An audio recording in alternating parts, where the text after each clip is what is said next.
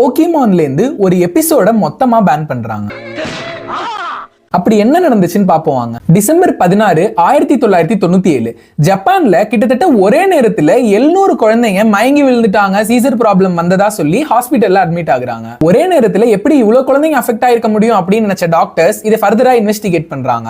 அப்போ அவங்களுக்கு கிடைச்ச ஒரு காமன் க்ளூ, இந்த எல்லா குழந்தைங்களுமே அப்போ போக்கிமான் பார்த்துட்டு இருந்தாங்க. சோ உடனே அன்னைக்கு டெலிகாஸ்ட் ஆன போக்கிமான் எபிசோட் எடுத்து இந்த டாக்டர்ஸ் பார்க்கும்போது தான் அவங்களுக்கு புரியுது, இந்த குழந்தைங்க எல்லாத்துக்குமே போட்டோசிந்தசிஸ் எபிலெப்சி அப்படின்னு ஒரு கண்டிஷன் இருக்கு. இந்த கண்டிஷன் இருக்கவங்களுக்கு ஸ்கிரீன்ல ஏதாவது ஃபிளாஷ் ஆகுற மாதிரி இல்ல ரொம்ப பிரைட்டான கலர்ஸ்ல ஏதாவது ஒன்னு வருது அப்படின்னா அதை இவங்க பார்த்தாங்கன்னா இவங்களுக்கு மயக்கம் இல்ல சீஷர் இதெல்லாம் வரும். அந்த எபிசோட்ல பீகாச்சு தன்னோட ஆப்போனன்ட்க்கு அகைன்ஸ்டா தன்னோட தண்டர் போல்ட்டை யூஸ் பண்ணுது. அப்ப இந்த ரெண்டு பவரும் கொலைட் ஆகும்போது ரெட் அப்புறம் ப்ளூ கலர் லைட் ஃபிளாஷ் ஆகுற மாதிரியான ஒரு சீன் வருது. இதுதான் அதுக்கு காரணம் அப்படின்னு கண்டுபிடிச்ச டாக்டர்ஸ் அந்த எபிசோட உடனே பேன் பண்ண சொல்றாங்க. அது மட்டும் இல்லாம போக்கிமான் டீமுக்கும் ஃபர்தரா இந்த மாதிரியான எபிசோட்ஸ் நீங்க டெலிகாஸ்ட் பண்ணக்கூடாது அப்படின்னு சொல்லி அட்வைஸ் பண்றாங்க. உங்களோட ஃபேவரட் போக்கிமான் எது அப்படிங்கறத கமெண்ட்ஸ்ல சொல்லிட்டு இது மாதிரி நிறைய வீடியோஸ் டெய்லி உங்க ஃபீட்ல வரதுக்கு கியூரியஸ் நண்பனை மறக்காம ஃபாலோ பண்ணிருங்க.